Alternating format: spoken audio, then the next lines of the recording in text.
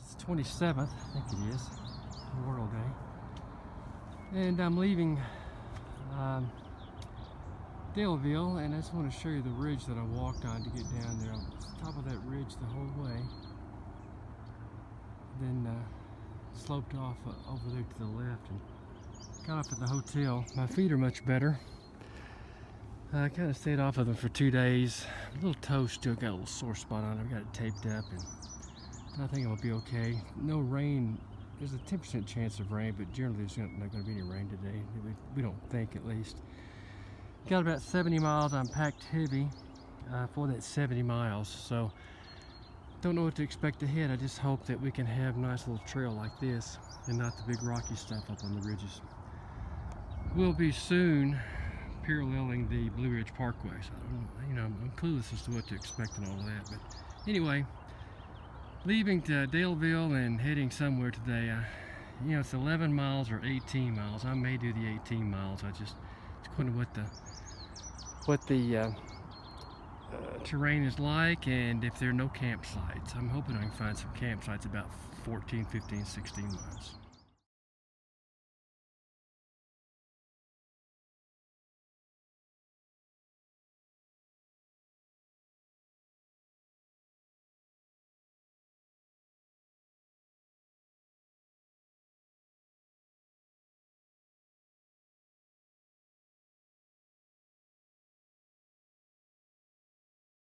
Hey guys, it's June the 1st. Left camp this morning about 7 o'clock, and I haven't done much video or pictures because it's just been the tunnel. Just been green and rocky. Really rocky, but working through it. I'm about 780 miles into the trip. That puts me, I think my next stop is going to be Buena Vista. They got a little cheap motel there, and I may be able to get into there. I'm going to camp tomorrow night just on the other side of the James River if I can find a spot. And then what I'll do is, pardon me about the noise, then what I'll do is go into town and take a Nero and may just leave the next day. Weather's looking okay at this point. It rained last night, but not a lot. It rained on me yesterday, but not a lot, so I was good with that. So let me show you what I'm looking at this morning.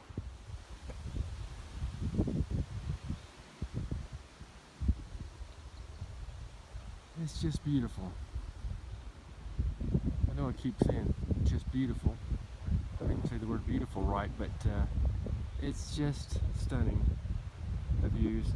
There have been some views, but you could stop all day and take pictures of views, but this is one of the more better ones.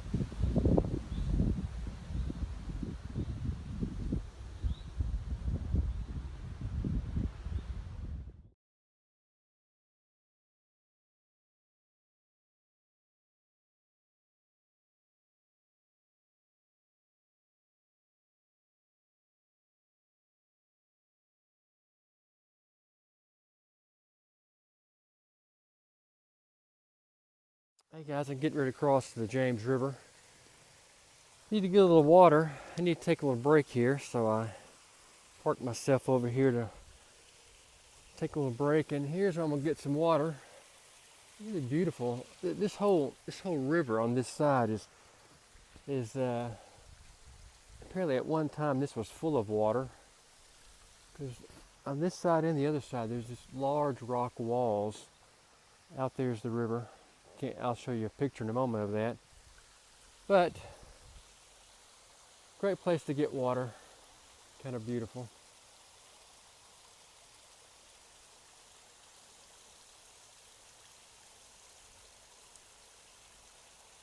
All right, guys, here we are.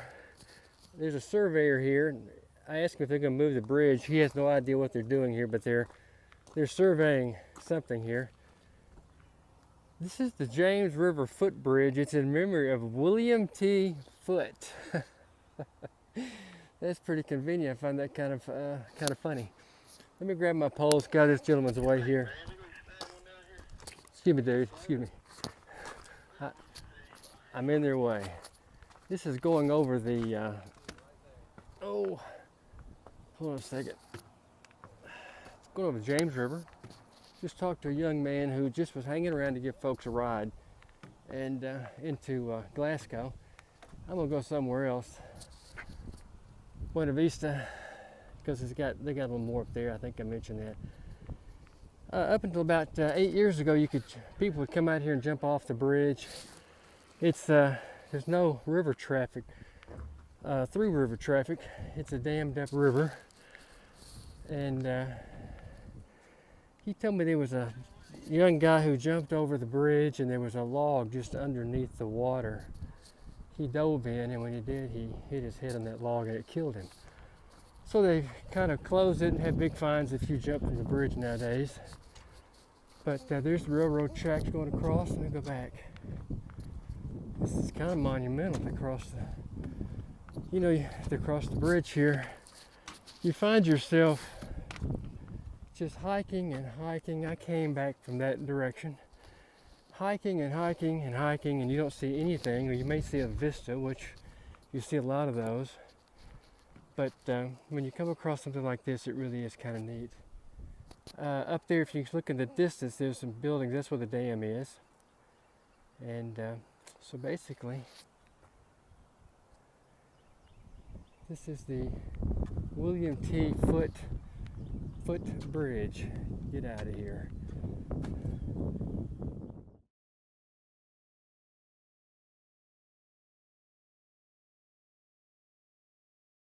Good morning. It's June the 2nd, and climbing a 3,000 foot incline here, which is pretty tough this morning, but glad to get out of the way first thing. About 2/3 of the way through that, and here's the first real vista. It's the James River, and let's see, I need to move a little bit. Hold on. I think you see that there's a bush right there. Just to the left of that bush is where the footbridge was to come across the James River. So I've come a ways since yesterday afternoon late. A lot farther than I thought. I'm trying to do 15 miles today.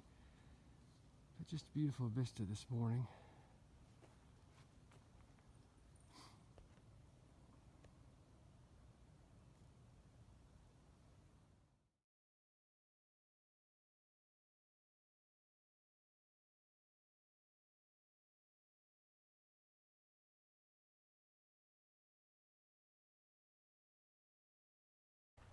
I arrived at the trailhead there just about 7 miles from Buena Vista, and have a little breakfast at this nice little park they have, roadside park, picnic table. And so I stick my thumb out to get a ride, and a gentleman pulls over immediately and says, I said, I need to get into Buena Vista. And he goes, well, I'm heading that way, but I'm turning at about 150 feet. So I said, no, I think I'm just going to wait. I don't know what was going on there. But anyway, this kind gentleman gave me a ride. He came driving through. He was going boating with his relatives, and he gave me a ride. He pulled over, gave me a ride, and we had a great conversation about the area and how beautiful it was. And I started smelling something, and it was, I thought it was a cigar because he was smoking a cigar. And if you can look, he's actually got it in his right hand over there. But he said, I don't have any power steering. I said, well, you may not have any brakes either if that's a unibelt. And sure enough, he pulls off the road. We raised the hood. He didn't know what was going on. His brother-in-law had done a commercial repair. He actually paid at a service center the day before to have an alternator put on. And what had happened was maybe the tensioning wasn't correct, but it just chewed up his belt. So I got up under the hood and pulled the belt out, and so it wouldn't, go flapping around and maybe put a hole in his radiator. And so I was wondering how I was going to get to town, and I didn't want to leave this guy by himself, but all of a sudden this guy going in the opposite direction wheels around and stops and said, hey, you need a ride? I said, well, we could use some help. This is him. It's Beethoven. And so we jump in, we secure the truck, and we jump in, and we're going down the mountain about 45, 50 miles an hour, and really the speed limit's about 30 through there. He was holding his cell phone up, choosing music, and His trail name was Beethoven because he loved music so much. But anyway, I watched the initial gentleman that gave me the ride. He was white knuckling all the way down the mountain as we were the wheels were kind of screeching as we turned those curves. But he let me off down at the hotel and then took the kind gentleman on down to meet with his family. So just another episode in the life of Tom on the trail. Hey guys, pardon the shaking, I'm in Buena Vista. That's the correct pronunciation. Got a funny guy on a motorcycle here. He's doing it. We're out for a little mountain ride today. But this is Buena Vista, cute little town. The hotel is about a half a mile from where I need to be, but wow, with sidewalks, it's not a bad deal. There's a guy that'll take you from the hotel down for $5, but it's not a bad deal with a nice little sidewalk like this. So I'm gonna walk down and have some chow. Go to the laundromat and wash my clothes, and get some real food here. Go to the store. I may stay an extra day, being Sunday, to rest. Don't know. It's how much you get done today. Since the hotel does not have a washing machine, it kind of adds extra time here. But anyway, here's a little piece of it. I'll show you some more later on of Buena Vista. And for you Yankees, it's Buena Vista. But they will think we're talking about Mexico.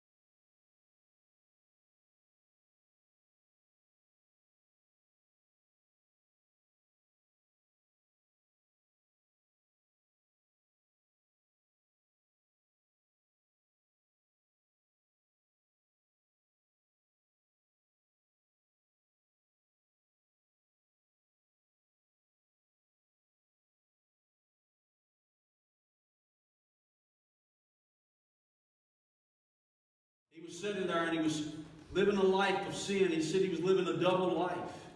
When this lady sitting across from him didn't have a clue who he was, and she began to sing that hymn that he had put pen to paper. And she looked at Robinson and she told him, that song.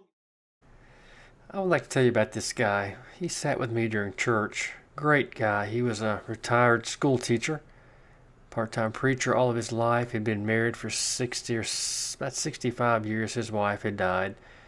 Just a prince of a gentleman, and he just wanted to talk, and we probably talked for 20 minutes after the service. He told me all about his life and what he had done, and his love for his deceased wife. What a great guy. I wish so much, looking back, that I'd just turned the video recorder on and let him talk. He really was just a great guy.